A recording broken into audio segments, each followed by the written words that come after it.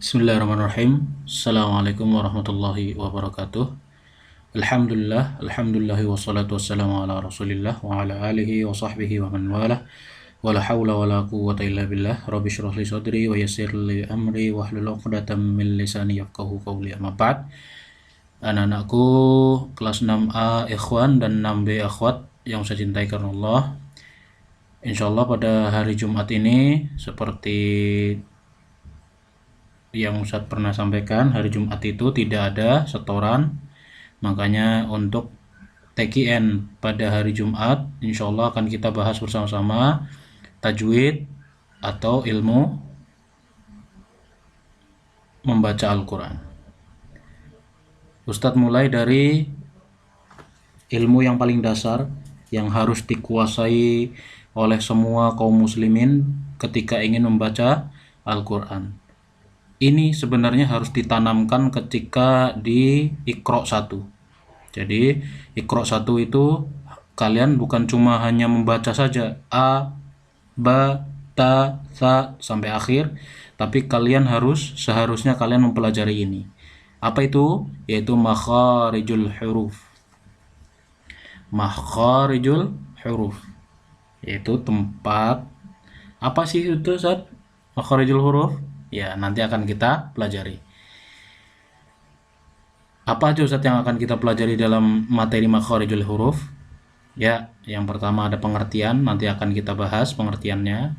Yang kedua ada pembagian makhraj. Pembagian makhraj, ya. Yang ketiga ada pembahasan setiap makhraj. Apa aja Ustaz?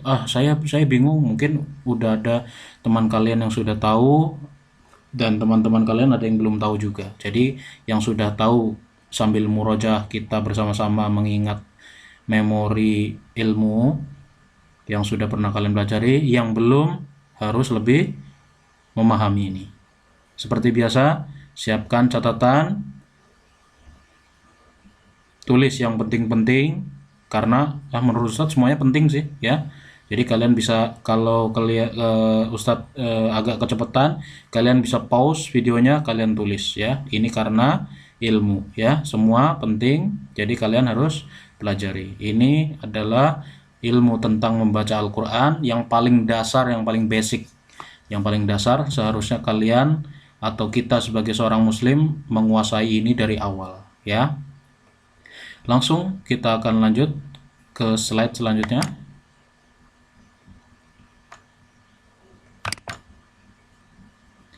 Ya, pengertian. Makharijul huruf secara bahasa diambil dari dua kata, makharij dan huruf. Apa artinya Ustadz makharij? Makharij secara bahasa jamak dari kata makhraj. Jamak dari kata-kata makhraj. Kalau satu namanya makhraj, kalau lebih dari dua namanya makharij, disebut dengan jamak. Ya, yang artinya tempat keluar. Jadi makhraj, tempat keluar. Kalau di Arab Saudi itu ada, kalau di kantor ada tulisan makhraj. Kalau di Inggris mungkin, di luar negeri mungkin tulisannya exit ya, tempat keluar ya. Ini makhraj, tempat keluar. Oke. Untuk huruf ya, seperti huruf-huruf hijaiyah yang kita kenal, alif, ba, ta, sa, jim sampai iya ya. Jadi makharij jamak dari kata-kata makhraj yang artinya tempat keluar. Kalau huruf ya huruf-huruf hijaiyah yang akan kita pelajari. Lalu secara istilah, makharijul huruf yaitu ilmu yang mempelajari tentang tempat-tempat keluarnya huruf-huruf hijaiyah. Jadi ini adalah suatu ilmu yang mempelajari tentang keluarnya huruf-huruf hijaiyah.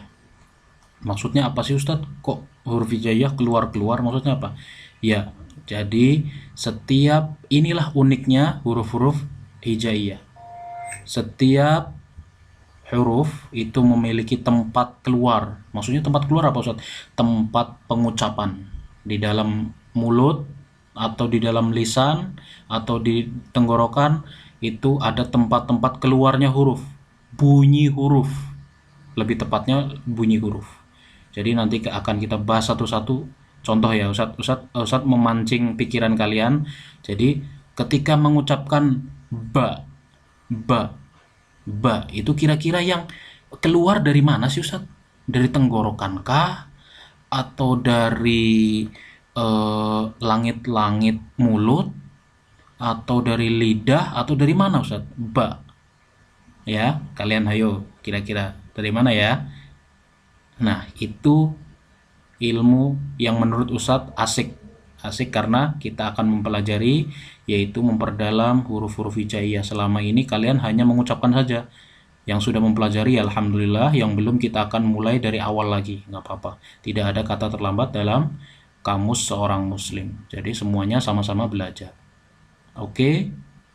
Jadi makhorijul huruf adalah ilmu yang mempelajari tentang tempat-tempat keluarnya huruf-huruf hijaiyah. Ya.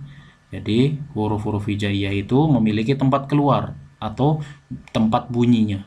Jadi tidak asal kita berbicara ba, ta, sa, dan lain-lain. Jadi tidak asal. Di dalam ilmu tajwid, di dalam ilmu Al-Quran harus memiliki tempat-tempat keluarnya huruf.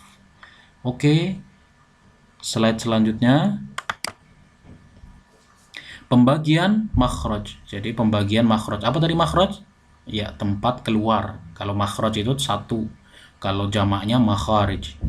Huruf-huruf hijaiyah jika dilihat dari makhrajnya, maksudnya apa? Ya, kalau kita melihat huruf-huruf hijaiyah, Ustadz mana sih makhrajnya atau tempat keluarnya terbagi menjadi 5. 5 tempat keluar.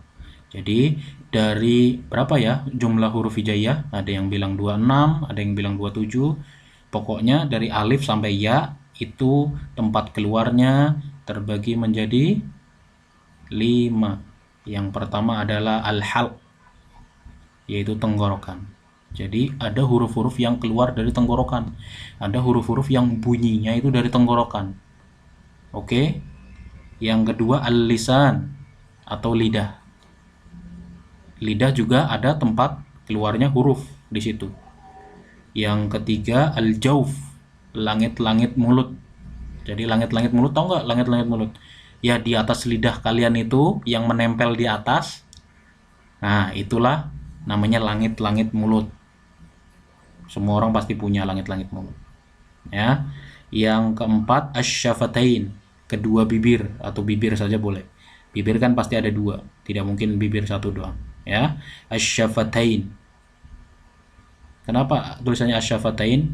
Karena 2 bibir. Kalau 1 asyafatun. Karena 2 makanya ditambahkan iya, sukun dan nun. Makanya menjadi asyafatain. Jadi 2 bibir atau bibir saja boleh.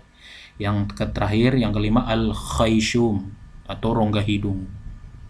Rongga hidung. Jadi dari kelima tempat-tempat makhraj ini, tempat-tempat keluar ini semuanya memiliki memiliki huruf-huruf masing-masing. Contoh di al-halq itu ada huruf A, B, C apa. Nomor 2 al-lisan, di lisan itu di lidah itu ada huruf A apa aja. Nomor 3 al-jauf, di langit-langit mulut itu ada apa aja. Dan seterusnya. Seperti itu. Insya Allah ini menjadi menarik. Nanti akan Ustaz tunjukkan peraganya atau gambarnya agar kalian lebih paham. Insya Allahu ta'ala. Ustaz doakan kalian semua sehat dan keluarga kalian. Insya Allah di Jumat yang barokah ini semuanya berzikir dan bersolawat, memperbanyak solawat karena itu sunnah Nabi.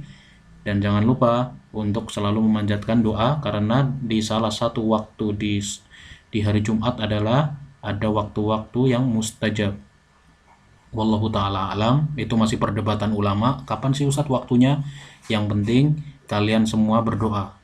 Bisa jadi doa kalian itu terijabah oleh Allah Subhanahu wa taala. Doakan semoga kita bisa bertatap muka lebih cepat. Semoga corona atau pandemi ini berakhir lebih cepat. Kalian kangen kan sama guru-guru kalian, ustadz dan ustazahnya? Kalian kangen kan dengan teman-teman kalian? Ya, makanya berdoa karena di hari Jumat ini ada salah satu waktu atau jam yang disebutkan oleh Rasulullah SAW sebagai waktu yang mustajab. Seperti ini saja. Kalau kalian ingin bertanya, tanyakan ke Ustadz lewat WhatsApp seperti biasa. Barakallahu fikum.